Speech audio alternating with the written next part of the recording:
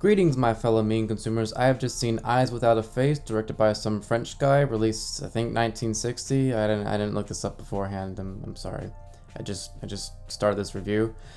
Uh, it was an alright film. I had heard a lot of good things about it, and based on all those recommendations, I gotta say I'm kind of disappointed. I certainly didn't hate the film, and I was never bored, but not much interesting really happens. And this is going to be a film that's going to be kind of hard to talk about without going into spoilers. I'll put up a little warning before I get, because I'll talk about without spoilers first, and then I'll get into spoilers. So without getting into spoilers, this film is a fairly interesting psychological horror film. I liked how it opened and how it chooses to reveal some information and not disclose some to the audience. Because like with the classical Hollywood film, typically those films are very communicative with their audiences, but this hides a lot, but also reveals a lot very early, which makes sense for the plot, but was also a very interesting choice for the film. As far as characters, they are interesting, although they aren't explored too in depth, I would say. I would have liked some more from the characters. I was fine with the daughter, the way she was, how she was kind of vague, because that felt very intentional. But I feel like we should have learned a lot about the father and the secretary, but we really didn't get into their heads that much until the end, and that point didn't matter too much.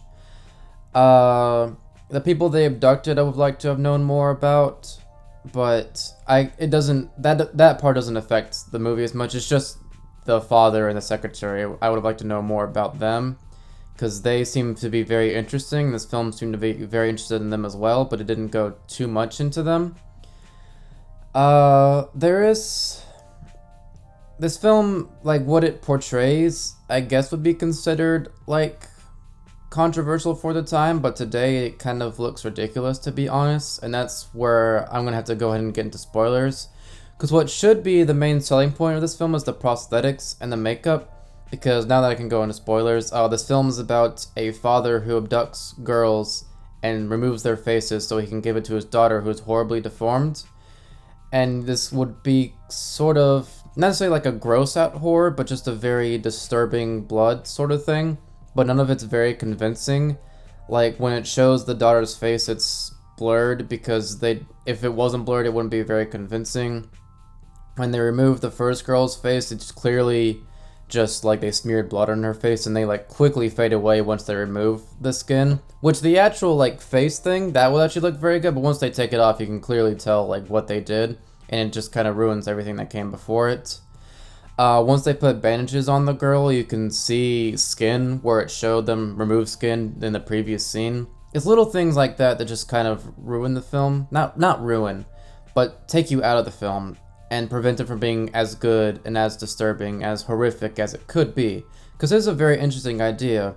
It just needed to work on some things to go to the full limit. I could see this being a great film like everyone says it is, but it's just not there right now. It would be interesting to see this film be remade, although with the current state of horror, I highly doubt it'd be any good. But it's just little things that eat away at this film, apart from the characters, because the characters, the main two, really need some work.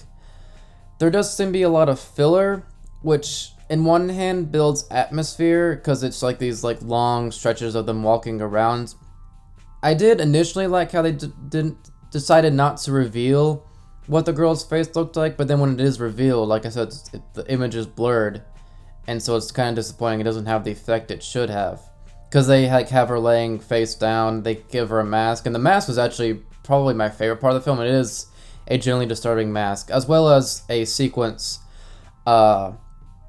involving a bunch of photographs. Once they put the new face on her, it slowly deteriorates. That was the mask in that were probably my favorite parts. They were really well done. There's not too much to say here. The directing wasn't overly like amazing or anything. The performances were good, I would say. Again, they didn't wow me. The main girl, she was very good. Like, I can't put my finger on it, but there's something very mysterious about her. It is how she's handling the film. I like that. If it had been any longer, they would have needed to go more into her, but considering it's just 90 minutes, I'm fine with it being mysterious and not like revealed. There is one thing where she like looks at an image of her holding a dove, and that's reincorporated later, and it's like, oh, okay, and that's how it ends.